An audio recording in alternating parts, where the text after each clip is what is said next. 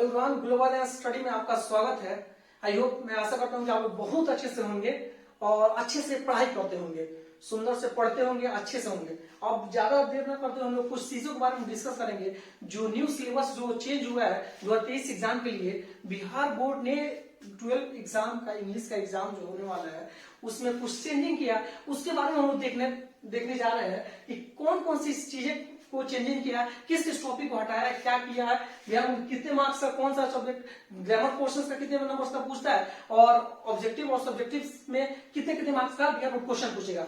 English का exam होने वाला आपका 12 मार्क्स का 12 क्लास का एग्जाम है जो 100 मार्क्स का होगा। और पिछला बार जो कोविड के टाइम में आपका 100 मार्क्स का मतलब क्वेश्चन रहता था, ठीक है, जिसमें आपको 60 मार्क्स का बनाना रहता था।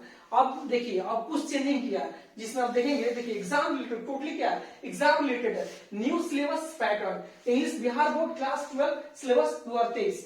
अब इसमें सेक्शन ए सेक्शन बी दो सेक्शन में मैंने बांट दिया है और इसके बारे में डिटेल्स आज हम लोग जानने का प्रयास करेंगे कि किस टॉपिक से कितने कितने मार्क्स का क्वेश्चन बिहार बोर्ड इस बार 2023 एग्जाम के लिए पूछने जा रहा है। अब ज्यादा देर ना करते हम चल रहे हैं सेक्शन ए में। देखेंगे ऑब्जेक्टिव कितना है हमारा 60। पहले कोविड के टाइम में 100 में से 100 ऑब्जेक्टिव देता था जिसमें आपको 60 बनाने रहते थे। इस बार क्या किया, 60 ऑब्जेक्टिव देगा 2023 एग्जाम के लिए। आपको कितने बनाना है, 50 को बनाना है।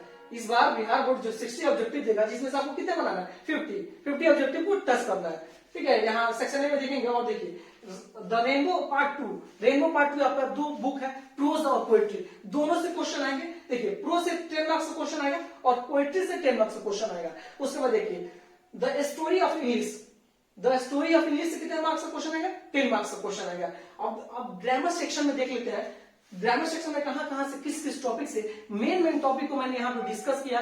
ग्रामर सेक्शन से कितने मार्क्स का क्वेश्चन पूछेगा, देखिए ग्रामर सेक्शन से इंग्लिश ग्रामर में देखिए 30 मार्क्स का क्वेश्चन आएगा।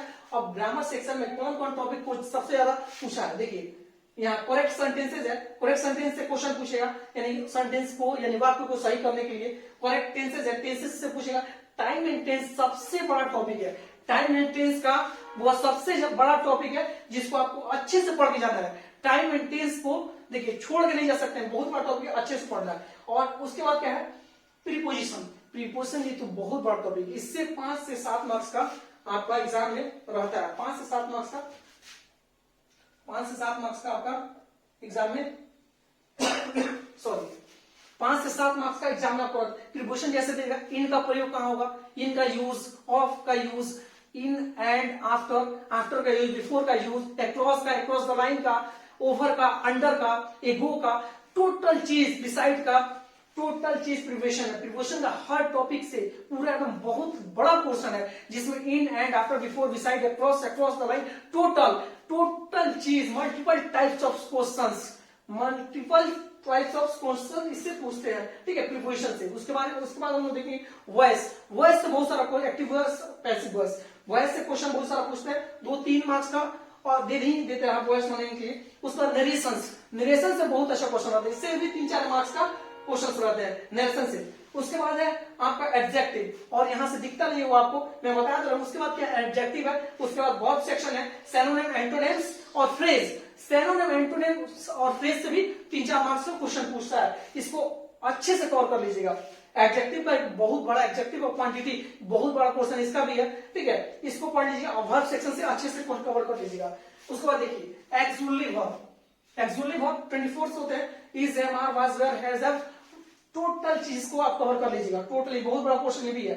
उसके बाद आर्टिकल, आर्टिकल से बहुत अच्छा क्वेश्चन पूछता है। बिहार बोर्ड एग्जामिनेशन 12 क्लास का है, इंग्लिश में आर्टिकल से जाकर देख लीजिए, क्वेश्चन बैंक उठा के देखिएगा, आर्टिकल से बहुत अच्छा क्वेश्चन पूछा है। और उसके बाद parts of speech, parts of speech से आर्टिकल ए हिंदी का से बहुत अच्छा क्वेश्चन पूछा है। उसके बाद पार्ट्स ऑफ स्पीच है, पार्ट्स ऑफ स्पीच से भी आपको क्वेश्चन आता है। उसके बाद स्पेलिंग वर्ड, यानी स्पेलिंग को जो भी स्पेलिंग दिया, गलत वर्ड दिया उसको सही करना है, ठीक है, स्पेलिंग को ठीक करना है। उसके बाद मोडाल्स, मोडाल्स से भी बहुत सारा question, modals of can, could, may, might, must, have, total जितने भी मोडाल्स हैं उससे बहुत अच्छा क्वेश्चन पूछता है। Can, could, may, might, shall, should, would, must, have, total चीज मोडाल्स है, उससे बहुत अच्छा क्वेश्चन, एक एक चीज, कहाँ कैन का यूज, कहाँ कुड का, मे का, माइट का, मस्ट का, टोटल चीज, टोटली यूज पूछेगा। उसके बाद सिंटेक्स, मोडाल्स के बाद सिंटेक्स है, सिंटेक्स के बाद सिंटेक्स को सेकेंड ग्रुप सिंटेक्स का क्या नाम है? Subject verb agreement.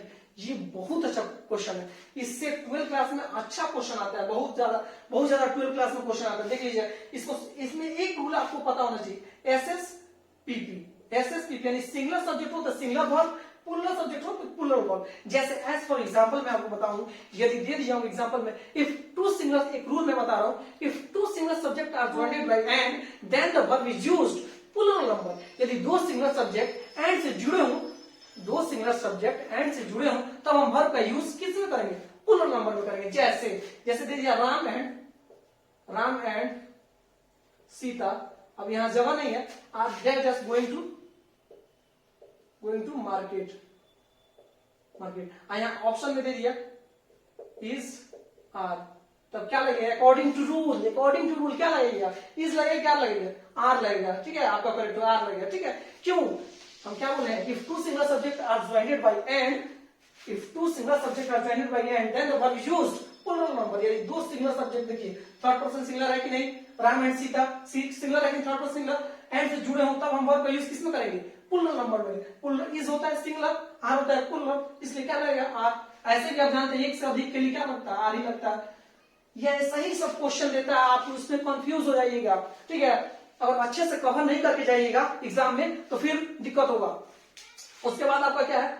सिंटेक्स खत्म। उसके बाद नाउन प्रोनाउंस के बहुत डिटेल्स टॉपिक है, उसको पढ़ लीजिए। उसके बाद डिग्री ऑफ कॉम्प्रिहेंशन, उसके बाद स्पेलिंग करेक्शन। स्पेलिंग में आपको गलत स्पेलिंग दिया है, आपको सही करना होगा। ठीक है, ये आपका सेक्शन ए का पूरा ऑब्जेक्टिव से लेकर पूरा डिटेल्स मैंने चर्चा कर दिया। अब देखिए सेक्शन बी में, कहां से क्वेश्चन पूछता है?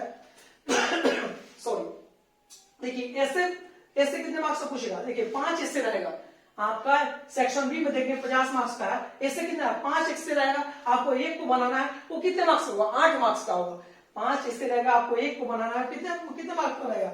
8 मार्क्स का रहेगा। मान लीजिए आपको दे देगा कहीं पोल्यूशन पे या कोविड-19 पे दे दे, तो आपको कितने मार्क्स में लिखिएगा? देखिए 150 से लेके 200 वर्ड्स तक लिखिए। देखिए वर्ड ये बताएगा कोई नहीं, ये चीज कोई नहीं बताएगा। यहाँ से इसको कवर माइंड में रखना है, इसको माइंड में रखिएगा।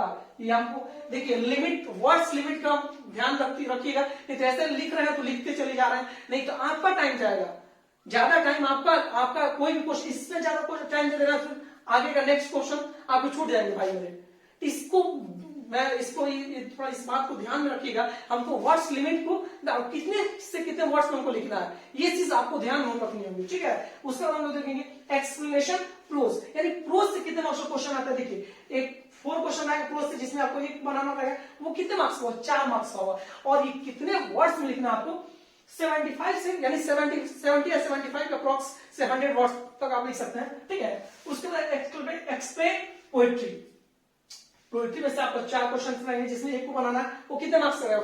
4 मार्क्स का रहेगा। इसको भी 75 से 100 मार्क्स तक लिखना है। ठीक है, उसका देखिए एक्सप्लेन प्रोज हो गया। पोएट्री देखिए, पोएट्री भी 4 क्वेश्चन आएंगे, एक को बनाना है आपको, तो कितने मार्क्स का रहेगा? 4 मार्क्स का रहेगा। ये भी 70 से 5 से 100 वर्ड्स तक लिख सकते हैं।